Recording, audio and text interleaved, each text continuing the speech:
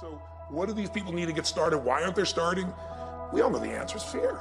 But the difference with you guys or me or anybody who's followed through is we're more afraid of what life would be like if we don't follow through than the person who's willing to settle for what they got and kind of hope it'll change and maybe purchase something for the moment and then not follow through on it.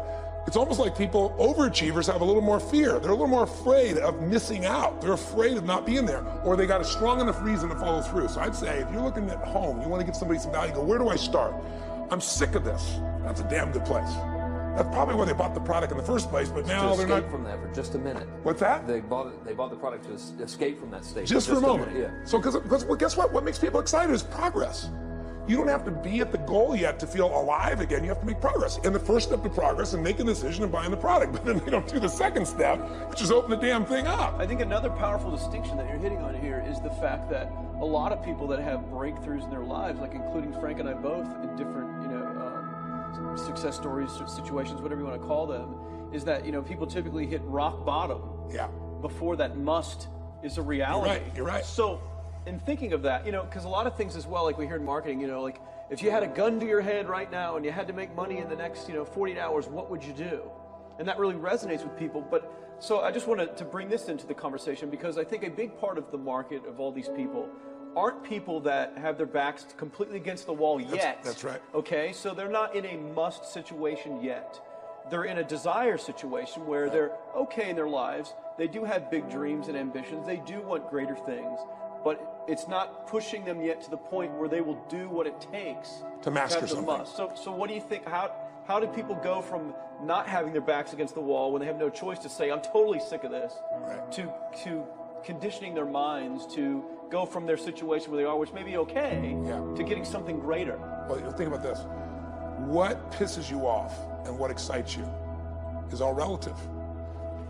$300 a week, no, $2,500 excites him more, that memory to this day, than even the $1 million he did in his first 24-hour version, right? Or you breaking the 4 minute mile, $1 million. That must have been out of your mind. Tell me about that for a second. What did that feel like? You make $1 million in 24 hours. Nobody in history of the internet's done it. Euphoria. Yeah. It was unbelievable. What was your? It wasn't even about the money. That's exactly right. That's exactly right. It wasn't really about the money. No, it wasn't. I wasn't thinking like, oh, that's how many cars I can buy. No. It just wasn't. It was just breaking through like another barrier of progress. So at that point, it wasn't about your back to your wall. At that point, what it was really about... It was a further point for my fear, is what it really was. Further point for your fear, and for some people, and I think in some cases, it's also a recognition of who I am and what I'm capable of. So for somebody whose life is already great, this is about, what if I could take on another skill that could create more freedom for my life? And just saying, I'm not having to go out and try and do it all perfectly right now. What I'm going to do for the next 8 weeks, I'm going to create a little ritual. I'm going to do one thing a day to condition my mind, right, so that I get strong, so I follow through. I'm going to read something. I'm going to listen to something. I'm going to immerse myself. I'm going to go for an intense jog, or I'm going to go lift weights, but I'm going to do it consciously to get in a state where I'm going to follow through. That's number one, because people follow through when they're in state. Second, I'm going to get clear about why this is a must for me. It's not because my back's against the wall, but because I want to master an area of life that could create some freedom. I'm not going to master it overnight, but I got the system, I got the plan. I'm going to do one thing a day. I'm going to work on one subject a week. This week's going to be about figuring out what the right product or industry is. Next week's going to be basics of building traffic. And each week I'm going to make a little progress, and I'm going to get to a goal, whatever that is. I'm going to make $1,000, my $300 in a week. I'm going to get to my $2,500. That first $2,500 is the most excited. Unbelievable. The first $300. I remember it's the most life-changing too. It is the most life-changing. I remember I was supposed to be a truck driver, making $24,000 a year because I'd be making the most anybody in my family had ever made. How'd that work out for you? Yeah, real well. Thank God I'm not driving a truck, right? I think you could pull the truck. I figured out I could pull it with my finger, man. I could do it with my teeth. I could pull it with my teeth, right? 36 grand a year was the goal. If I could make 3 grand in a month. When I did that, it was out of my mind. And then it was like, could I make 10 grand a month? Then it was 10 grand in a day, then 100 grand a day. Then could I make $1 million in a day? I had a day where I made $400 million in a day. The stock value of the company I took public, my personal stock. But it was probably after I did it, though, so it doesn't really count. I'm just joking with it. You're right. People don't remember who's first, Tony. 400 million, $1 million. Who cares? Who cares? No, I'm not saying that's amazing, though. I'm not saying to brag. Of course. It's because they told me when I was on stage, I had this audience of about 15,000 people at the Continental Center. It was during a stretch break. I was doing what I loved, rocking the house. Everybody's going crazy. And they go, the stock's worth $400 million right now. I was like, wow, that's cool. It's like, Okay, no one sounds stupid. It's like, what's next? And I went right back to what I loved. Once you break through, then it just becomes a game. The people that are getting your products have not yet broken through in most cases.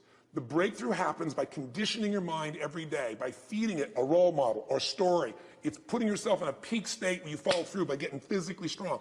It's creating a little ritual of doing a little bit each day, and then you get momentum. But the most important thing of all is what we started out with. Why? Absolutely. Why is it a must for you? It doesn't have to be you're against the wall, but it has to be something you're hungry for, because the only difference in people is hunger. And if you're not hungry, get around people that are hungry and something will hit you.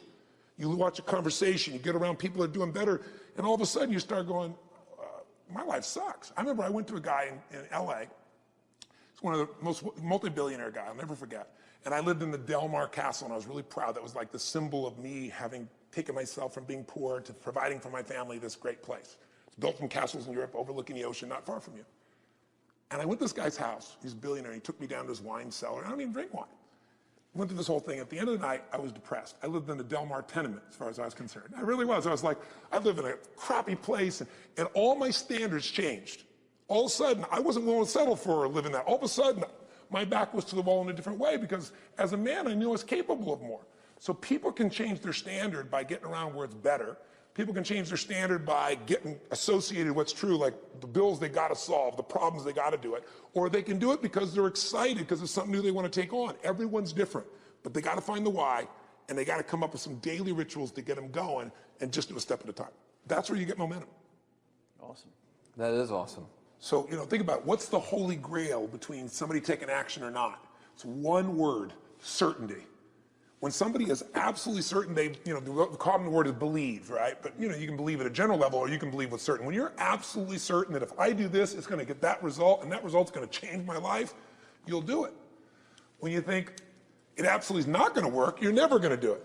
The middle no man's land of maybe it'll work, maybe it won't, that's the piece that kills people, right? So if it's a must for you, you got to make it work, right? In our case, right? That's an example. If it's not a must for you and you're not sure, you don't know what to do. So years ago, I'd look around and say, okay, how do people get themselves to follow through that haven't been following through? What's the difference? And I started interviewing hundreds of people, literally, and eventually thousands, because I had thousands of my events. So I'd ask the group to give me their feedback.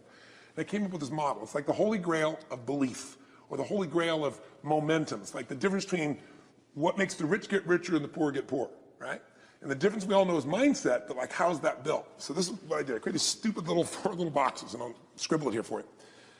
You think about the first thing that determines whether you can do something or not, and I put that in this first box at the top here on the left side. It's potential.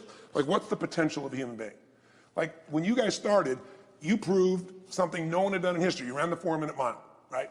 For golly knows how many centuries, they're trying to run a 4-minute mile. Roger Bannister does it. Remember? How did he do it? You did it in this industry, right? You made $1 million in a day. No one had ever done that in history, right? After you did it, a bunch of other guys are doing it in case it became possible. Roger Bannister didn't just go physically practice. He made a shift in his head. He practiced in his head because he could never achieve it physically, so he had to change in his head first so that the result became certain enough he believed it, and then his body got him through. After Roger Bannister ran that 4-minute mile, within 2 years, 37 people ran a 4-minute mile. Wow. When no one in history had ever done it. Now here's how it works. The potential for anybody getting your product is extraordinary. They can do what you've done as much, more or less. They can do whatever they want to do. The potential's there. The market's proven that. Whether or not they tap into potential has a lot to do with what action they take, which is the question you came to me with, right? Like, God, they all have potential, but they're not taking action. And we all know that the action they take is going to determine the results they get. That's pretty obvious. So most people have a belief about what their real potential is no matter what you tell them. And that affects how much action they take. And of course, that affects the result. And then ironically, that result reinforces their belief. And then that belief affects it. So I'll give you an example. Let's say a person has unlimited potential, we all agree. But they take little action, little results. Why? Because they have to start with a problem with their belief. They don't believe it's really going to happen for me. Maybe for Frank Kearns because he's got the cool hair and stuff, or maybe it's for you because you're so driven, but it's not me. Maybe Tony Robbins because he's a freak, got these big teeth. Whatever their thought process is, right? They got this thing, right? But what happens is, if you believe that there's very little potential, how much action are you going to take? Nothing, little. And when you take little potential with a little action, what kind of results do you get? Lousy little results. And when you get little results, what does that do to your belief? You go, see, I told you this was a waste of time, told you this wouldn't work. And then what happens? You tap even less potential. You take even less action. You get even worse results, and your belief gets even weaker. And this sucker feeds on itself until you are in a downward spiral. It's poisonous. It's poisonous and it's self-fulfilling. Now, what if something could happen that could come along and fill you with a sense of absolute certainty? Not like I believe, but mean where you know. In you guys' case, mine as well, we knew because we had to. Because we burned the boats. There was no other option. We had to find a way. We weren't going to live that way. We all did it in different ways and for different reasons, but in essence, that was it. If you get yourself in a state of certainty that this is going to work, I'm going to find a way, and if this doesn't work, I will make the way, then you tap a lot more potential. And when you're certain in your potential, you take massive action. When you take massive action, you really believe in something, you get great results. When you get great results, your brain goes, see, I told you I was a stud.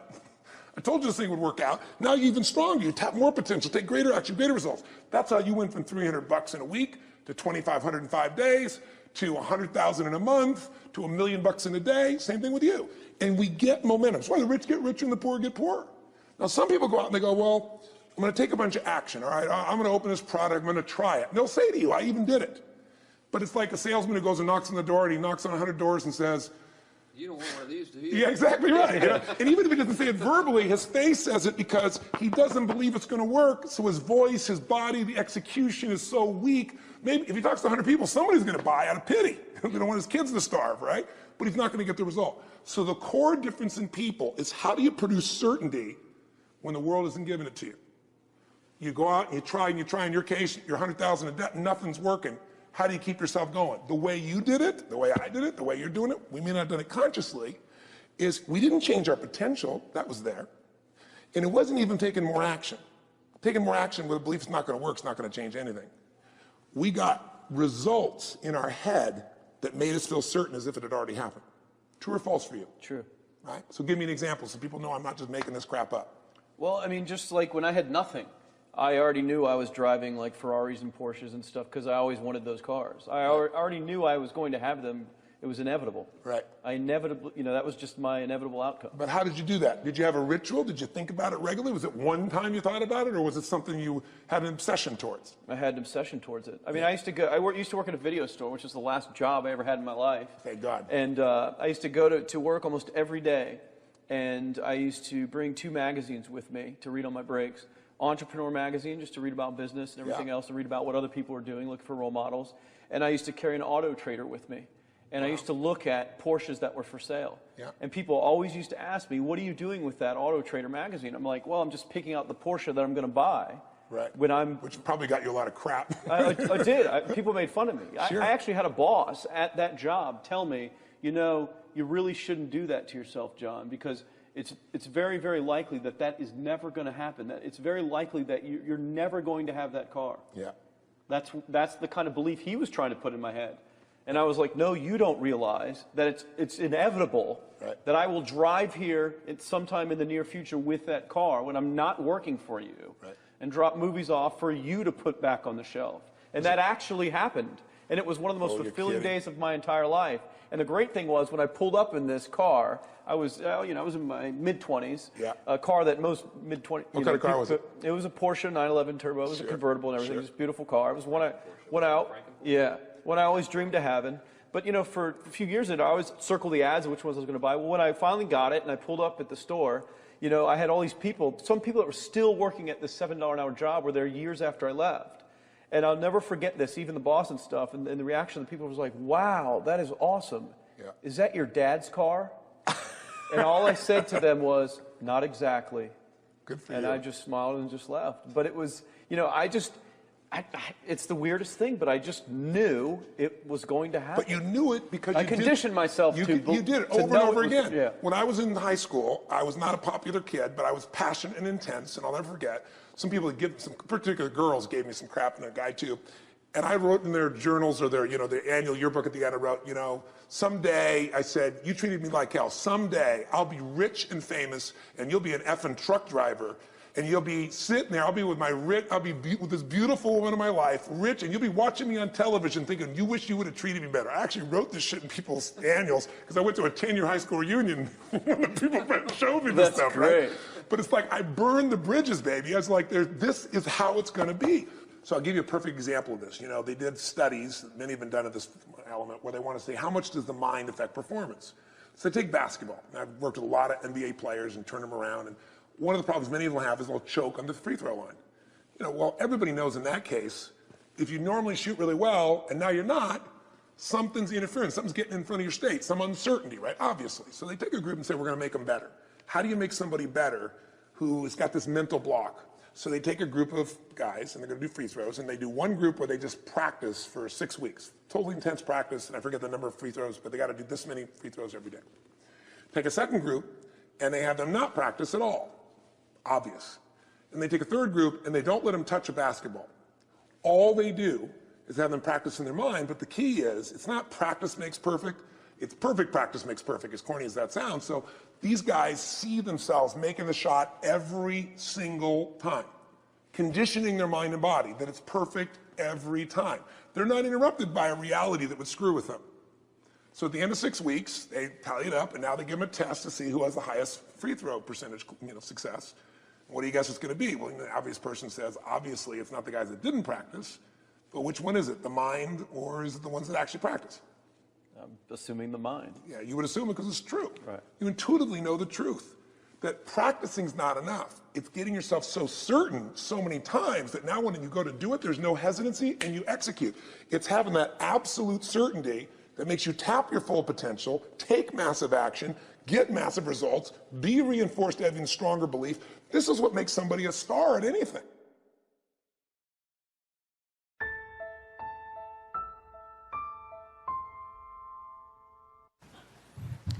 So, how on earth could I think such thoughts? Because you were stuck in a fear place, and when people get in fear, they focus on significance and certainty. And those are both important human needs, but they should only happen after we first love.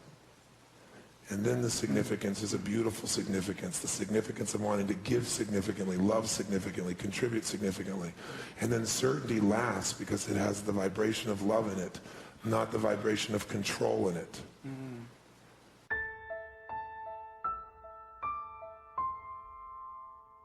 Tony Robbins is perhaps one of the country's best-known motivational speakers and life strategists, and during tough times like these, a little strategy can't hurt, and a little cheering as well. Well, Tony was here earlier this morning talking about using fear to your advantage, and now he's back to answer your email questions. Hey, Tony, thanks for sticking around. Thank you. Well, let's get right to it, because we've got Lisa in Virginia, and she's trying to stay positive. She writes, "It's hard enough to keep myself positive in the way the markets are going these days, but it's even harder when my husband is very nervous and is making me more nervous too. How do I deal with the situation when I'm having to keep both of us from worrying too much?"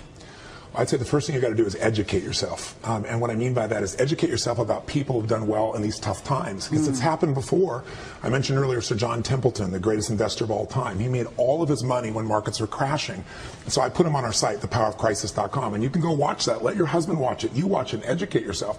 Second thing is, I've been coaching for 16 years now, one of the top 10 financial traders of all time. He's an amazing man. He writes me every single day. I coach him once a week or once every 2 weeks. So I called him last night because this is a man who in 1987, when the market crashed, he made $500 million that day when everybody's afraid. So let me tell you what he said. He said two things. In the short term, he predicted what was going to happen today. He said, I think we can have some rallies, but he said, I don't think it's the bottom yet. In fact, I think it could go down another 20 to 30%, could even be 40. Now, a lot of people hear that and freak out. Yeah, that's not very uplifting, Tony. No, but it is. Robert Prechter is a man who's a friend of mine also. He wrote a book in 1978 where he said the biggest bull market's coming when we were at 800. It's gone 14 times that on the Dow. I called him up and he said, look, Tony, think of it this way. Stocks that were $50 are now selling for 10 or even 5. There's a great chance, based on what happened in the 30s, even what happened in the 70s, some of those will sell for $5, they'll go down to 1 or even 25 cents. But here's what happened in the 30s and in the 70s. In a 6-month period, if you were at 25 cents, it's not going to go back to $50, but it might go to 5. That's a 2,000% return that could happen in 6 months. People, you know that if you stay strong and smart, save your money, be intelligent, this could be the greatest opportunity since you've been alive. Not being positive based on real history. So what you're talking about then is just having kind of grit. And I think that, we forget how much...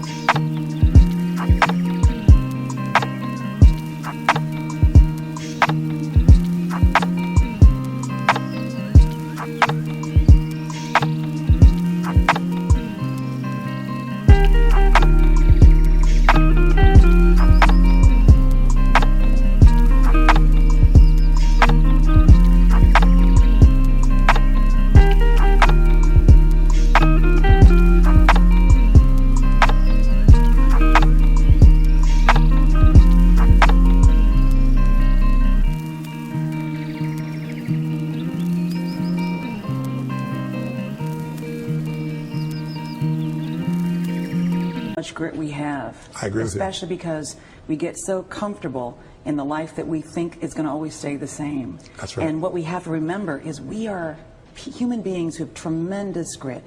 And in this country, we've proven that. And it's tough. Now, it's hard, however, to explain this to your children. We've got a good question here from Hannah. She's from Massachusetts. She writes, my children watch the news every morning. How do I make sure that they know what's going on in this crisis, but don't get them scared about their lives and our family's welfare? This is a big issue. It's a great question. I think you have to understand what we flood ourselves with, we experience. And right now, if you turn on the television, it's breadlines and people saying sell everything, and they even may be right, but for your children, they need resiliency. They need to know there's a compelling future. And the best way to do that, frankly, is not just to protect them, but to show them examples of people that have been through it all. So Casey, who was on your show today, you know, this young man lost his arm, and he's as happy as he can be, totally excited about his life and trying to help other people. So again, I'm not just plugging it, but I created this community called thepowerofcrisis.com. People go there from all over the world, and they share their stories. They were raped and they transformed. They lost everything financially. And at the end of it, they'll tell you how I'm better today. If I know at the time I didn't want it to happen, but if it hadn't, I wouldn't be who I am today. I'm happier, I'm stronger, I'm richer inside. And I think if kids hear enough examples of like that, it starts to stick.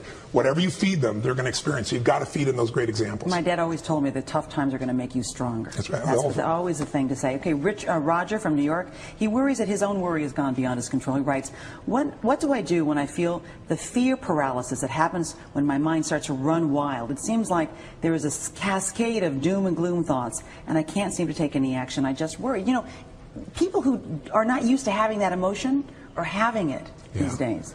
Well, we've all had it at different times of our lives. We just forget. And I think what he has to do is, what's a time in your life that you had an enormous crisis, but what pulled you through? Again, we have people go through on that site and answer 5 questions. And what it basically does is help you figure out, where was this crisis before? You may have even forgotten about. What pulled you through? What belief? What strategy? What experience? Who helped you? What triggered you? And then what did you do that made that shift? But I would also say, remember one affirmation, if you would, in your mind and your body. Own the fact that money is not your life. This is just money. I mean, when I was told I had a tumor in my brain, later on, years later, when I thought I might lose my wife to cancer, I'm going to tell you something. Money doesn't matter at all. But when we get focused on what matters most, we're there. So I mentioned earlier, getting physical is really important, because fear is a physical thing. So if you sit around and think about it, not just exercise, going for an intense run, lifting weights, something that pumps the blood and oxygen through you, because when you do that, your entire psychology changes. You see the world through a different place. So I'd say it's contrast of other people's great stories. Model the best that's in you. When have you been through these things before? You've been resilient if you're honest with yourself, and get totally physical and make that a ritual for you. And then you'll start to look for role models of how to turn things around. Can I add one? Yes, please. Hug people. Oh, I love that. Well, come here. Come here. Hug people. And just, you know, and embrace human beings who are all around you, and make sure that you're a good friend so that they can be a good friend to you, and you'll feel better. I think the most important thing you do is get outside yourself. If you go out to try to help somebody else, we have a basket brigade, and we feed 3 million people a year at Thanksgiving from all over the world. It's because somebody fed my family. When you go out and help somebody else, you realize you have no problems. You realize how lucky you are. And you feel like you have something to give. And we all need meaning in our life. We don't want to just get. The life now is about what can you give. That's what'll light you up. Tony Robbins, I'm feeling lucky because I got a hug from you today. We are back now at 7:46. If you're scared stiff these days about the economy, you're not alone. But peak performance coach and life strategist Anthony Robbins says you can actually use fear to your advantage as you chart a path for the future. Hey, Tony, good to have you back. Thank you, man. You were here not long ago, and you talked about at these times you need to be prepared. It was all about preparation. But could anybody have been prepared for the kind of times we're seeing right now? Well, can anybody be prepared for what Casey just experienced? Or your cameraman Ken, I guess you reported on him a few weeks ago, and I met him backstage talking about cancer. We have to prepare ourselves psychologically and emotionally, because the world has changed forever. We have gone through a transition to winter, and it's affecting everybody. I'm getting thousands of people emailing me, coming up to the street and saying, what do I do? What do I tell my son or my daughter? Or am I going to have a future? And the interesting thing is it's the only time since 9/11 that I've seen in my lifetime where everybody's affected, the billionaire and the barber. We're in it together right now. So for the person who has seemingly lost half of their retirement account, they're not sure they can pay their mortgage, they certainly can't pay for gas on a daily basis, what do you tell them? Concrete advice to do now. if I just say something, it sounds like positive thinking. So I created a site called The Power of Crisis. And what I've got people from all over the world doing is sharing their stories. Because what we need are role models. We need to know we've been through this before. If you haven't been through it financially, maybe you're through health, or maybe with your family. If you've got somebody who's been raped, or somebody who's been robbed, or somebody that lost everything, and then you see how they changed their life. And also, if you go to the site and answer these 5 questions, you say, what's a crisis you've already been in? What pulled you through? What strategy? What belief? So we pull out of you what's real, and we also pull from other people like Casey what they did. I want to get to some of your tips in a second. Just curious, though, do you tell people during these times, stop reading the newspaper, stop watching the news, or is information power at any time? Well, actually, information is very valuable, but which information? The whole idea of we are what we eat is so corny. But we feed our mind, we experience. So if you're sitting watching the news and everybody's saying to you there's going to be bread lines, even if that were true, it's not going to help you right now. So my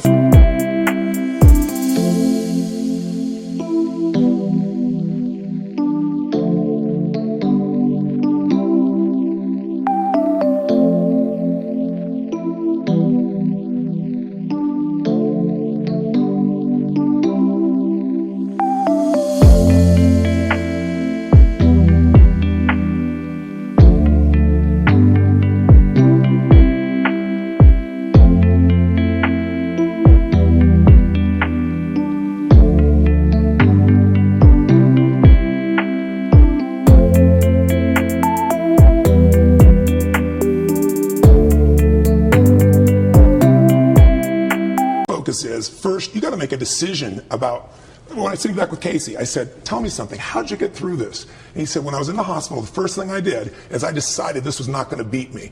And most people haven't made that decision yet. And then the second thing you got to do is you got to face your fear. You really have to be in a position that fear is what is consuming people right now, pure panic. And the way you deal with that, Matt, is you get physical. Because fear is a physical thing. It's in your gut. It's in your body. And what science has shown, you go for a run, you go work out, you go lift weights intensely and make that a ritual. And when the blood's pumping through you and the oxygen's there, you have a totally different perspective. Let me go through a couple of real quick things. Embrace the pessimism. Are you talking about embracing your own pessimism or others' pessimism and taking it as an opportunity? I'm saying find, last time I was with you, I mentioned Sir John Templeton. Right. He's another role model. I put an interview that I did with him because he made all his money during maximum pessimism. When markets were crashing, he made all his money. So he'd look over at Schwab right now that has $27.8 billion in cash, and the market value is $21 billion. And he'd say, this is a no-brainer. So what I really want people to do is see how to model that. So I put my interview on thepowerofcrisis.com so you can learn from Templeton himself how to change, how to use pessimism to your advantage. And lastly, in about 30 seconds left, you said something else to me last time. You said this is a great time when you're hurting personally to go out and offer help to other people. Not only do you help that person, but it does something for your own psyche as well. Casey did that. Ken did that. I tell people that this is the most important thing to remember. The season's changed. The last 2 decades of our lives have been about position, materialism, some extent greed for many people. And that's kind of like what it was in the Roaring 20s. What happened when the Depression happened is the value system completely changed. What were the 40s and 50s about? It wasn't what do I get, it's what do I give. You knew your neighbor. You cared more about your family. You were there. It was about love. And when people die, I've been there with people as they pass. Corny as it sounds, nobody talks about the trophy they won. Nobody talks about the house they had. They talk about the times in their life of the people that they really loved and the people that touched them and they touched. So I want people to realize this is winter. It's a new season. It doesn't last forever. What follows that is springtime again. Right. You got to prepare yourself. But it's a great time. It could be the best time of your life if you learn how to use it. Anthony Robbins. Tony, thanks very much. Thank you. Appreciate it. And by the way, I want to mention Tony's going to be back to answer your questions later in the show. If you'd like to send one in, go to our website. Of course, that's todayshow.com. The most valuable commodity I know of is information. Wouldn't you agree?